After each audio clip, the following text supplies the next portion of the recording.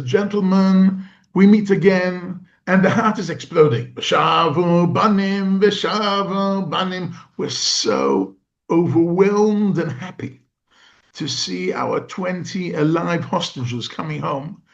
I can't tell you, our part of our heart was taken hostage for these 2 years, and now all of a sudden we can breathe again. And even if it wouldn't have been Simchat Torah the last few days, we would be dancing just for the fact that we have our boys back at home. What makes it so special is we're starting a new year. We're starting Bereshit.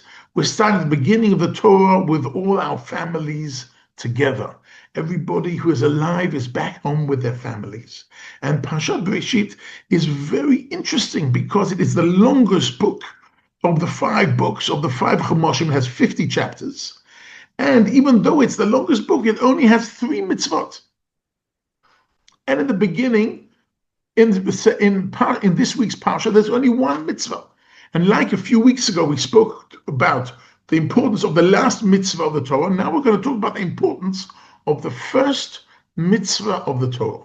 What is the first mitzvah of the Torah? Pru urevu, to be fruitful and to multiply. Why is that the first? Why is that the first mitzvah that we see in the Torah? So first of all, Adam and Eve were born as adults. That means the famous question, what came before, the chicken or the egg? The answer is the chicken.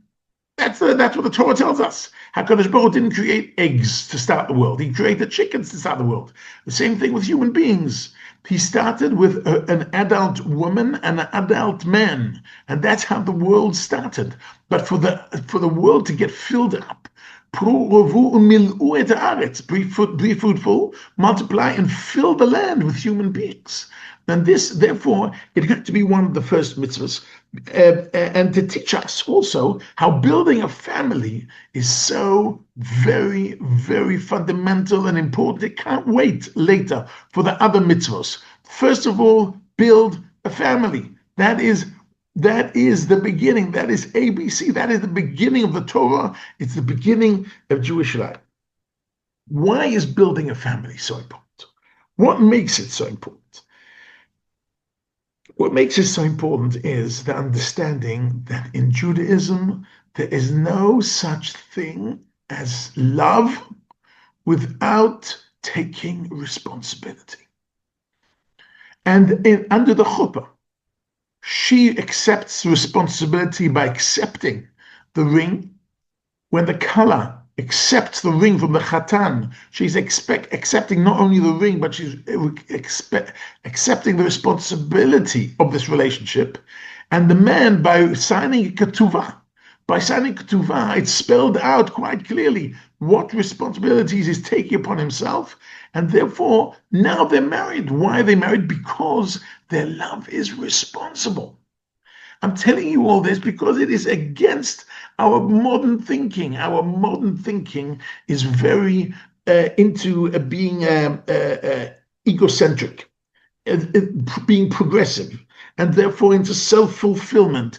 And we're not, you know what?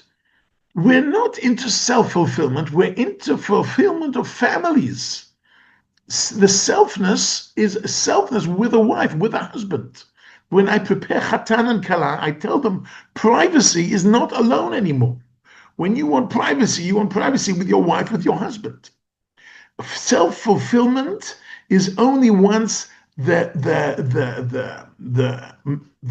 Chatan and the Kala get together to such an extent that we have holy places and we have holy books and we have holy days and we have holy people, but we only have one act, the only mitzvah which is called holiness, kiddushin. It's called kiddushin, the act of holiness, and therefore getting married is the holiest thing. In fact, it has implications in the halachic world that we know. Olin b'kodesh ve'en moridim. We can go up in kedusha, we can't go down in kedusha. What's that mean? If you have a siddur and you want to sell it in order to buy a full Tanakh, okay, but you can't sell a Tanakh to buy a siddur.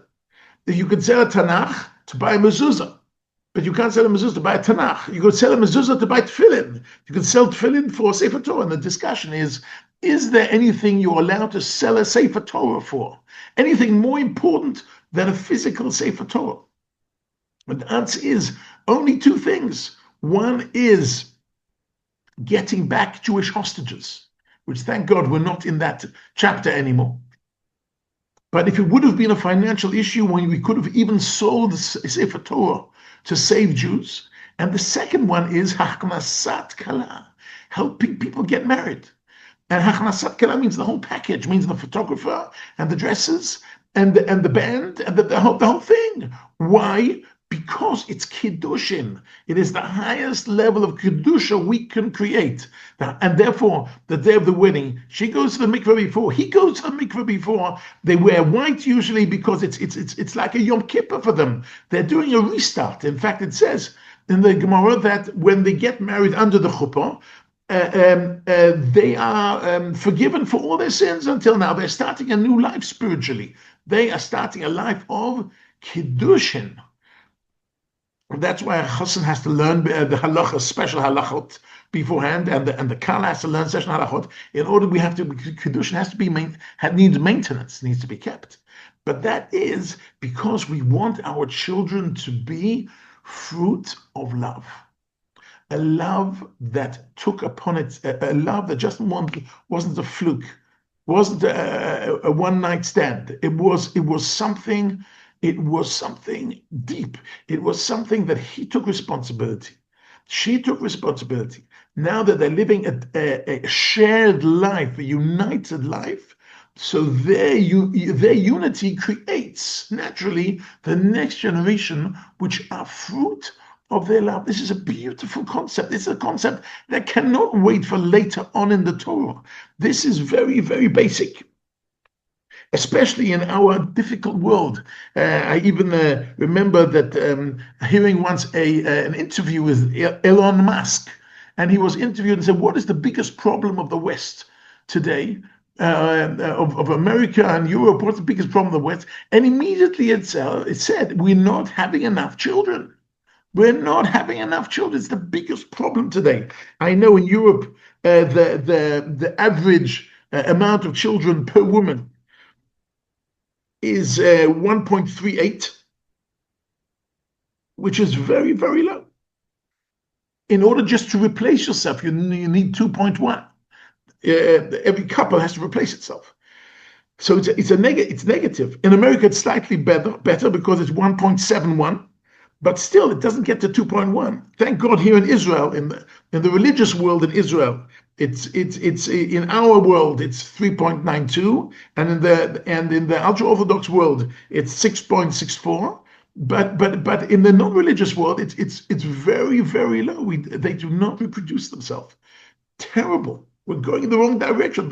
The sane world is going in the wrong direction. Why? Because they do not keep the first mitzvah. The first mitzvah has such beauty, has such love, has such a life of sharing, has such a life of meaningful, has such a life of kedusha. We cannot skip this, and it creates families. We are families, the Jewish family. And as I said in the opening, why are we so happy now with the hostages coming home? They're coming home to their families.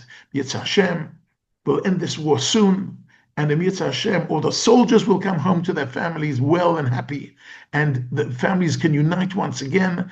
And Yitzhak Hashem will see Geula Shleima b'mheru Amen.